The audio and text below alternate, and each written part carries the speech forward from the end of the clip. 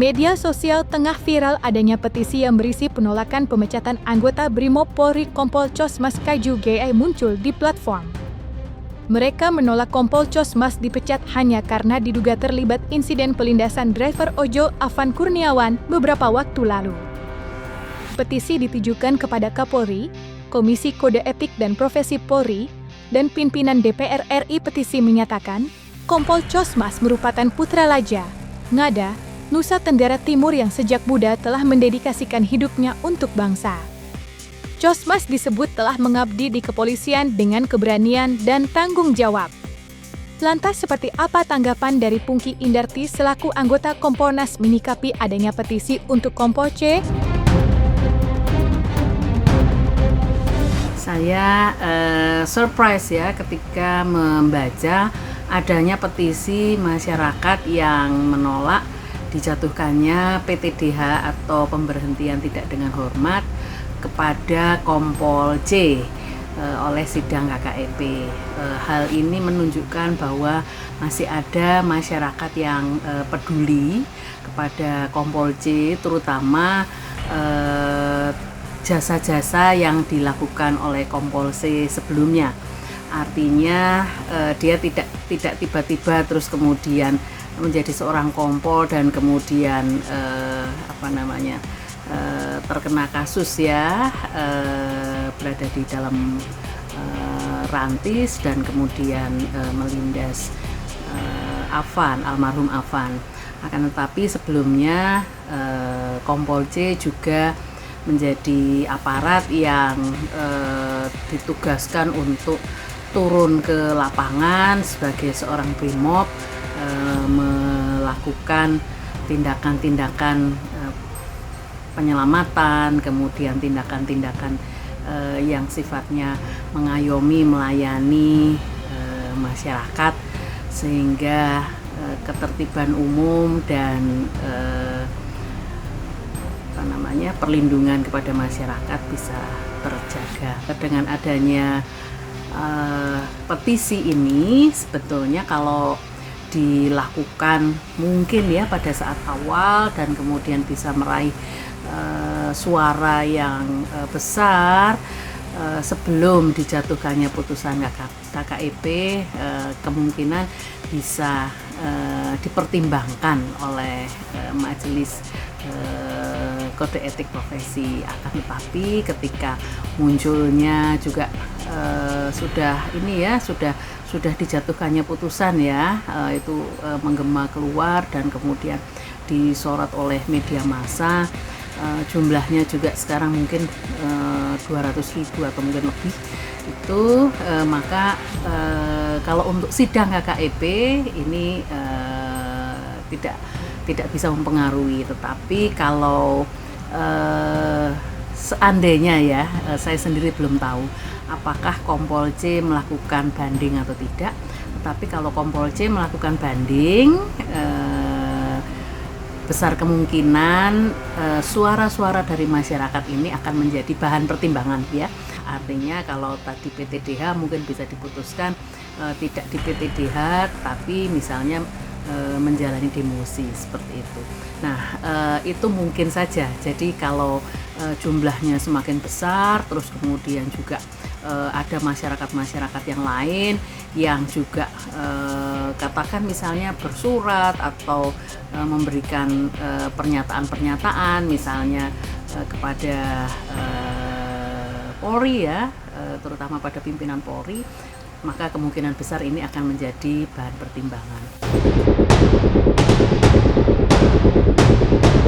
Di lain sisi, perdebatan warganet juga sempat mencuat di media sosial mengenai perbandingan hukuman antara Kompol C dan Bribka R.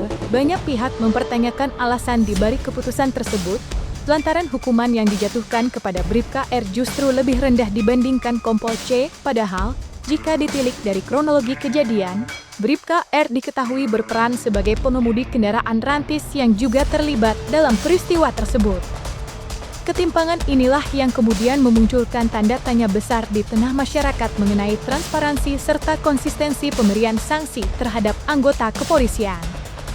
Menanggapi hal tersebut, anggota Kompolnas, Pungki Indarti, mencoba memberikan penjelasannya terkait hal ini. Kalau Bribka R, kenapa kok hukumannya lebih rendah daripada Kompol C ya? Padahal yang mengemudikan rantis itu kan Bribka R, artinya kan yang bertanggung jawab kan pengemudinya gitu ya, kalau logikanya seperti itu. Tetapi di sini kalau di institusi kepolisian yang bertanggung jawab itu memang yang pangkat tertinggi di situ, karena pangkat tertinggi ini yang bisa memberikan perintah gitu ya. Jadi bukan perintah katakan tabrak gitu, atau perintah misalnya udah ini saja itu ngebut, atau perintah ini gitu ya, bukan perintah-perintah yang jelek, tapi perintah-perintah yang baik gitu ya. Kalau pimpinan kan diharapkan untuk memberikan perintah-perintah yang baik. Tetapi kalau perintah-perintah yang dilakukan ternyata dianggap tidak profesional, dalam artian ini kok melajunya kencang sekali gitu kan, sehingga menimbulkan eksiden atau kecelakaan yang tidak diharapkan, misalnya seperti itu, maka pimpinan itu tetap yang harus bertanggung jawab, karena nggak mungkin sopirnya ini tadi tidak melakukan perintah dari pimpinan. Nah, oleh sebab itu maka hukuman yang dijatuhkan kepada Kompol C itu lebih tinggi ketimbang hukuman yang dijatuhkan kepada Bribka R. Seperti diketahui sebelumnya, jika Kompol C dan Bribka R sudah menjalani sidang kode etik Polri yang digelar di Gedung Transnational Crime Coordination Center, Mabes Polri, kemarin. Keduanya dinyatakan bersalah atas kejadian pelintisan terhadap pengemudi ojek bernama Afan Kurniawan. Adapun hasil dari sidang komisi terduga pelanggar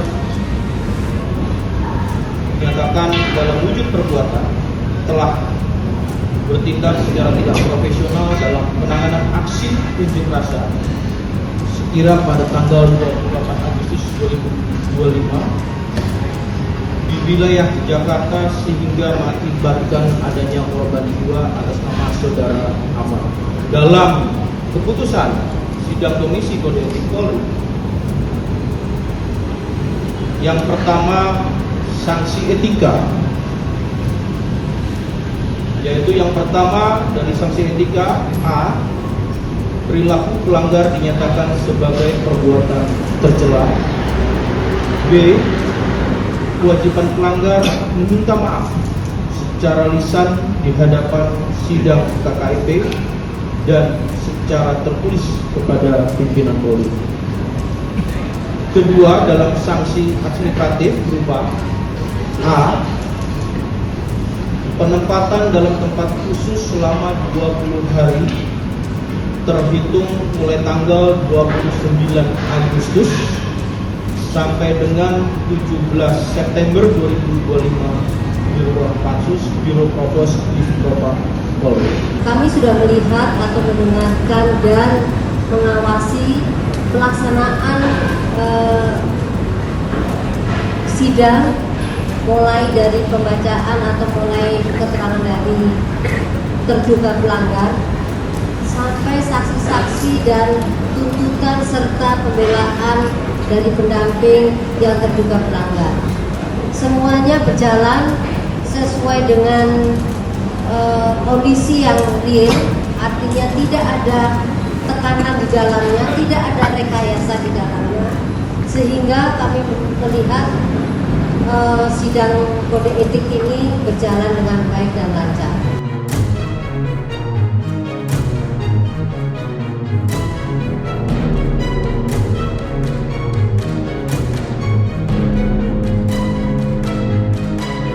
Jangan lupa untuk like, subscribe, dan juga share channel YouTube Cumi Cumi.